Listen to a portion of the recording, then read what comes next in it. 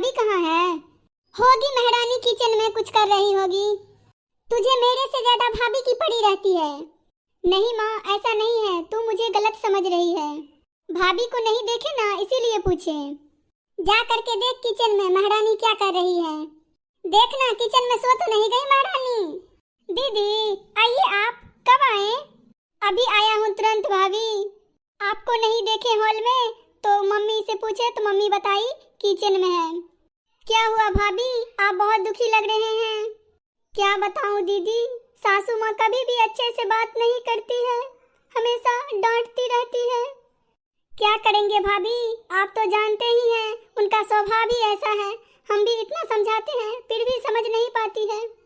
अरे ओ महारानी, आज तेरा खाना बनेगा कि नहीं बनेगा? किचन में ही सो जाओगी? बन गया माँ जी। देख रहे हैं ना दीदी किस तरह से बात करती है सासू माँ।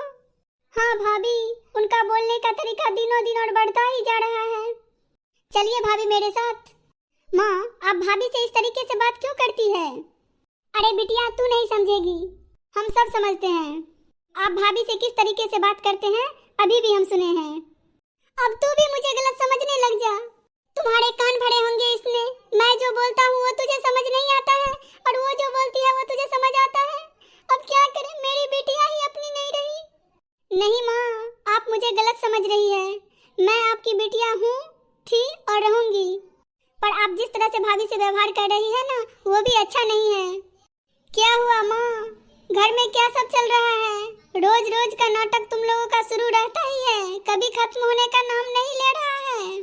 बिटवा, तू भी मुझे ही गलत समझ, सब मुझे ही गलत समझ। माँ, मैं आपको गलत नहीं कह रहा, आप दोनों की गलती है। हम कभी नहीं चाहते आप दोनों आपस में लड़े झगड़े। हम हमेशा चाहते हैं आप दोनों हमेशा साथ में खुश रहे। हमेशा आप दोनों लड़ते झगड़ते रहते हैं, इससे हमें भी अच्छा नहीं लगता। हमारे ऊपर काम का प्रेशर रहता है, हम काम करने के लिए जाते हैं और आते हैं, देखते हैं आप दोनों झगड़े करते रहते हैं। वो सब हमें पसंद नहीं। हम किस लिए काम कर रहे हैं? भैया, हम भी इनको वही समझा रहे हैं। माँ, हम आपके बारे में कभी बुरा नहीं सोचेंगे क्योंकि आपने हमें जन्म दिया है। इसीलिए हम चाहते हैं आप दोनों सास बहू आपस में मिलजुल कर रहें, पर आप लोग समझ नहीं रहे हैं। सॉरी जी, शायद हमसे भी कोई न कोई गलती हो ही जाती होगी। आइंदा से याद रखेंगे कभी भी कोई गलती ना हो, सासू माँ को किसी भी तरह का कोई भी ठेस ना पहुँचे। नहीं बहुड़िया, तुम्हारी कोई गलती नहीं है, सब गलती मेरी है। हमने कभी तुझे एक ढंग की बात नहीं बोली। माँ को देर से ही सही समझ तो आ गया। अब आइंदा से भाभी के साथ कोई गलत तरीके से व्यवहार मत करना। हेलो दोस्तों, तो आप लोगों को कैसा लगा ये कहानी? प्लीज कमेंट बॉक्स में जरूर बताइएगा और आगे से अच्छे अच्छे वीडियो भी हम लाएंगे, इसलिए चैनल को लाइक सब्सक्राइब जरूर कर दीजिएगा। धन्यवाद।